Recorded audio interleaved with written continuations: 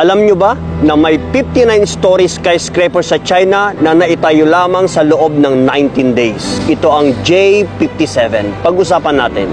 Ang J57 ay ginawa ng Broad Sustainable Building o BSB, isang kumpanya mula sa China na kilala sa kanilang napakabilis na pagtatayo ng mga gusali gamit ang modular construction technology. Nakilala ang project na ito dahil natapos ito sa loob lamang ng 19 days noong 2015. Ginamit nila ang mga prefabricated na bahagi na inihanda na sa pabrika at nagawa nilang buuin ang 3 palapag kada araw na isa sa pinakamabilis na pagtatayo ng skyscraper sa buong mundo. Proseso ng pagtayo ng building, factory.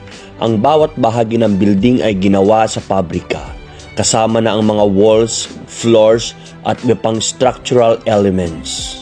Pangalawa, transportation. Pagkatapos gawin sa factory, itinetransport ang mga seksyon papunta sa construction site para mabilis na ma-assemble. Parang Lego blocks lang ang pagbuo sa building, mabilis pero matibay. Next, safety and sustainability. Kahit mabilis ang pagkagawa, nakadisenyo ang J57 para kayanin ang lindol na umaabot sa magnitude 9. Ang building ay gumagamit ng energy efficient systems at advanced air purification, kaya't hindi lang mabilis kundi eco-friendly pa. Ang pinakamalaking hamon dito ay kung paano masigurong ligtas ang building habang binibilisan ang construction process. Mula sa modular construction hanggang sa eco-friendly systems, ang J57 ay isang patunay na posible pala ang mabilis na construction nang hindi isinasakripisyo ang kalidad at kaligtasan.